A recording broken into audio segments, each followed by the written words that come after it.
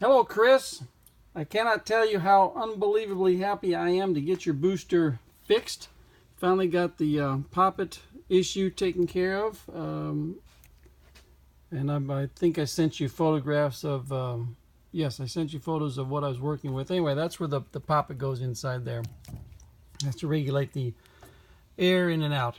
All right, now then what we got is, first of all, we're on my seriously cool original brake booster testing machine that I restored, and we are working with our vacuum side here. This is what's called constant, and this is called control.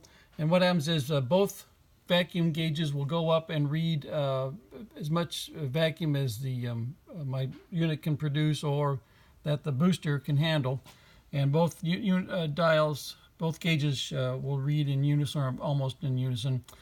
And as the booster is activated, this gauge should stay stationary, and this gauge should go to 0 the more the booster is activated. When the booster is at full activation, then the gauge will read 0. Over here we've got our gauges for hydraulic, and we've got input and output. Input is what can be generated by my master cylinder, which is a 1/4 inch diameter rod pumping brake fluid. And these two gauges are tied together. So this gauge goes up and reads max pressure, and then this gauge reads final input pressure, which is a function of my little handle right there, and generally get up to about 350 or above. This gauge is output, and that's going to read, this gauge goes up, maxes out 350, and this gauge follows. And since your booster is a 2-to-1 boost ratio, we're going to have twice what we're reading here should be on our output. And what we can do to show, to test that, to show you what's going on, first of all, we'll just operate the brake booster without any vacuum going to it. So it's just pressure in, pressure out. You can see we've got 350 on this gauge, 350 here, and approximately 350 on the output. Obviously with no vacuum. So now we're going to activate with vacuum.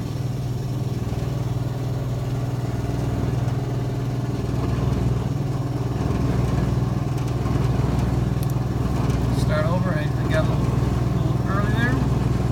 All right, now activating the booster.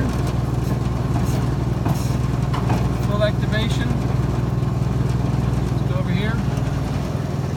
Got 350 in,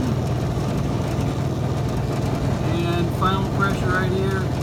There's 600, 750, at least 750. Again, it depends on how much input there is. That's your output. Cycle it again. Watch the gauges.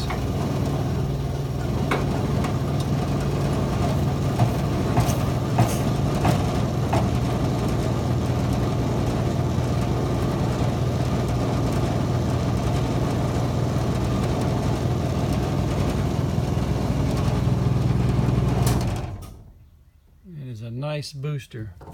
Release. And we check here for leaks. Our bleed screws, these are new bleed screws. The new bleed screws are holding. And we check for any leaks around the base right here. We have one orifice over here, which is your first line of defense to tell you that there's a problem with the booster, and that is this pinhole right down here. It's a little weep hole. If anything in here goes belly up, then that starts to seep before it gets into the vacuum booster chamber itself.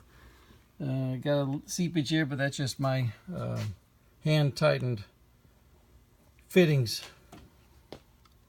And I'm telling you what, this booster has just killed me, but I am so happy.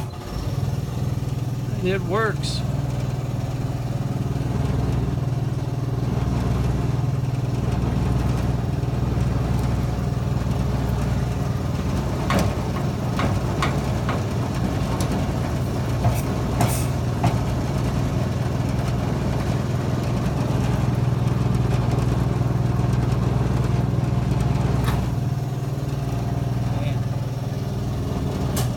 That is a nice booster. I think you guys will be happy.